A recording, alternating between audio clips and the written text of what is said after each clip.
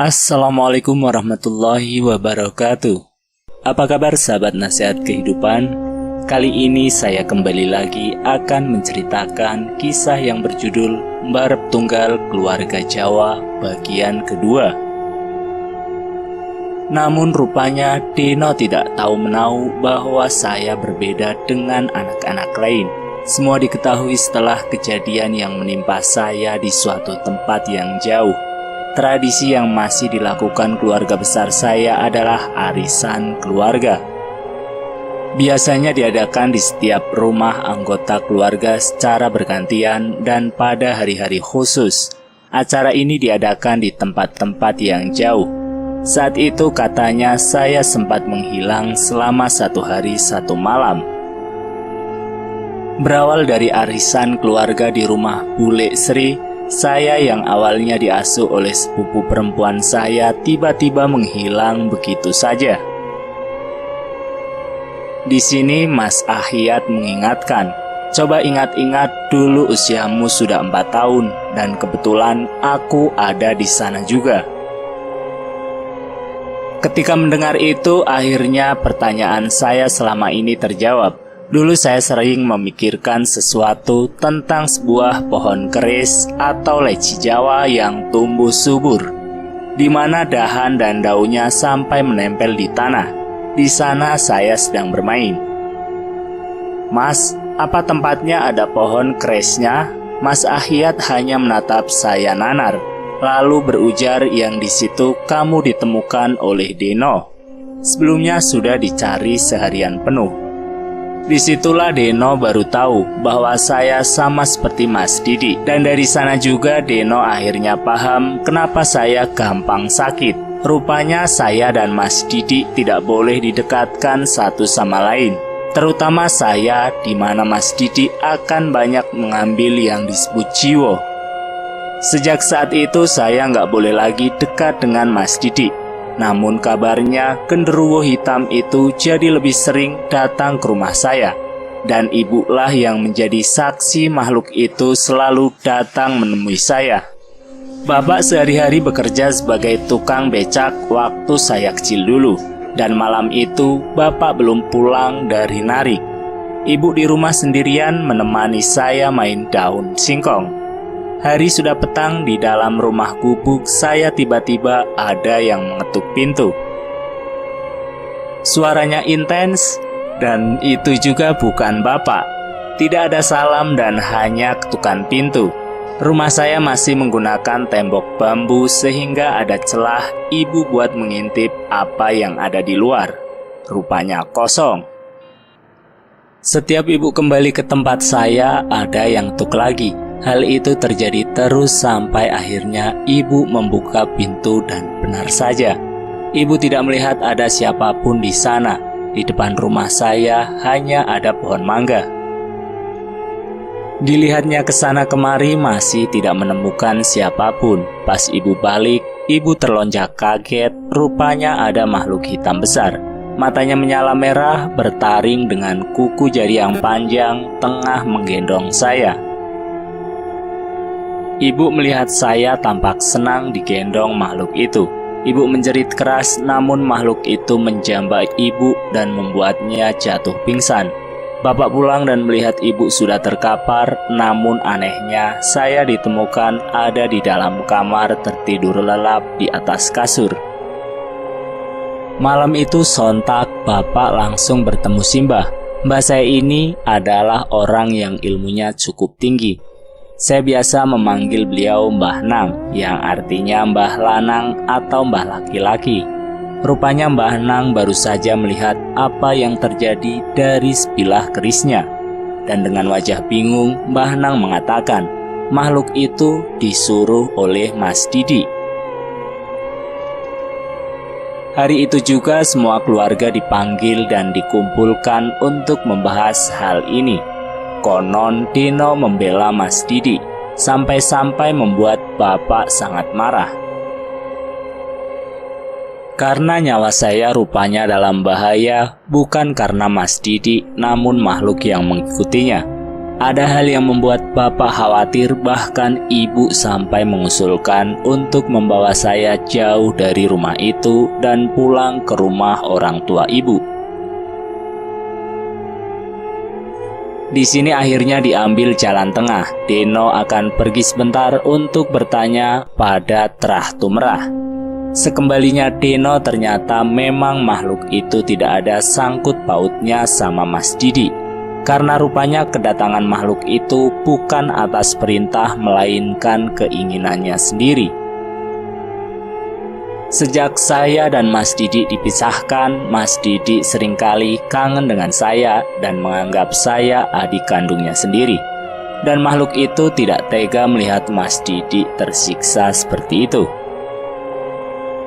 Sehingga akhirnya makhluk itu seringkali mengunjungi saya. Masalahnya setiap saya dekat sama Mas Didi, saya pasti jatuh sakit dan sakitnya itu lama sembuhnya. Bahkan saya sering sawan.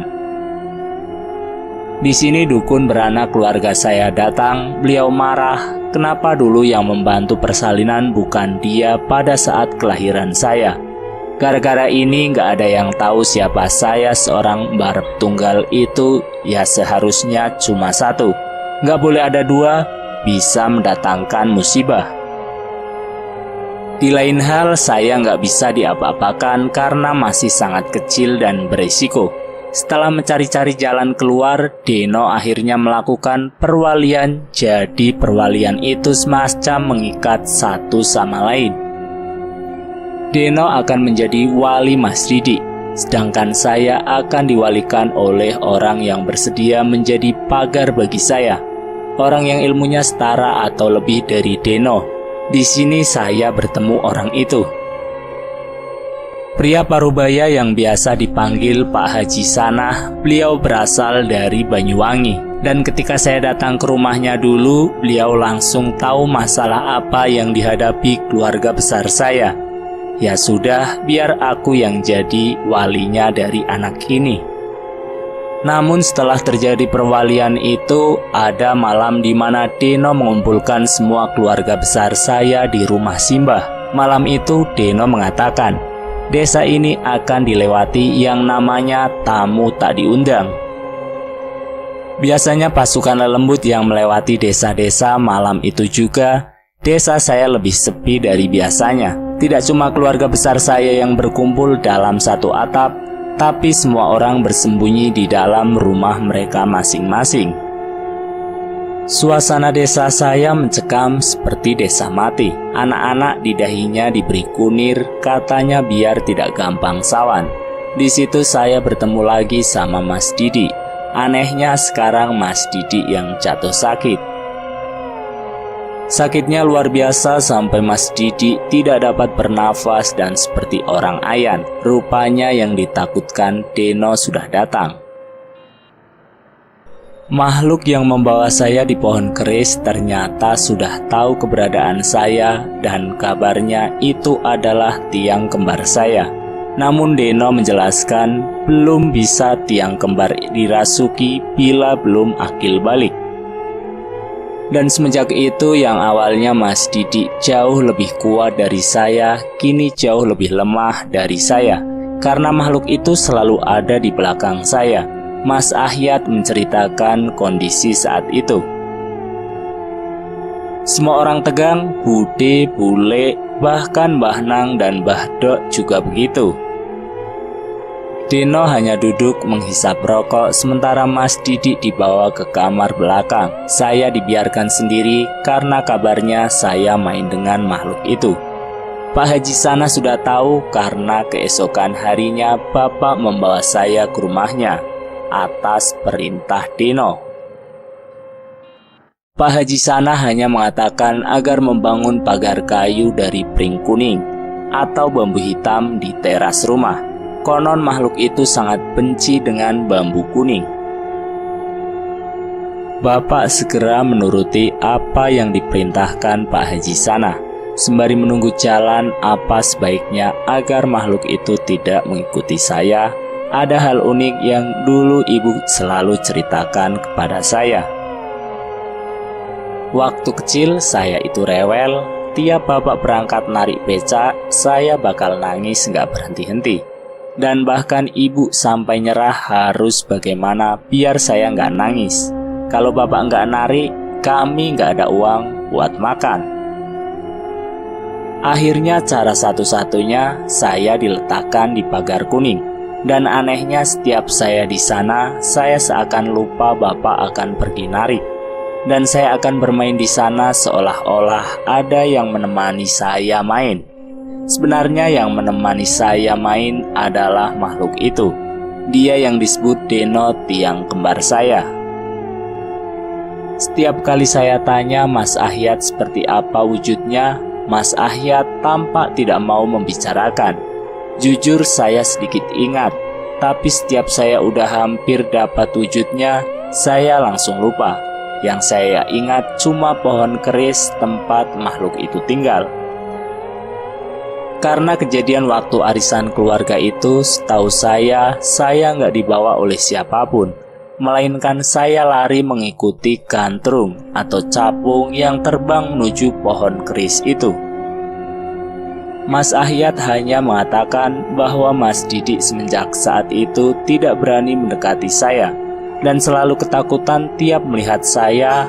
Untuk seorang anak berusia 16 tahun yang sudah terbiasa melihat makhluk seperti itu, tentu itu bukan hal yang biasa.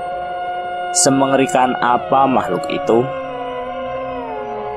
Namun yang pertama tahu wujud makhluk itu adalah Mbah Gimon, tetangga saya yang selalu mengamati ketika saya bermain di pagar bambu kuning.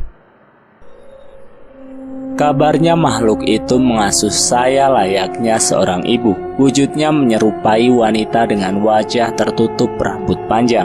Panjang rambutnya sendiri sampai menyentuh tanah. Badannya bungkuk dengan tangan kurus dan kuku panjang.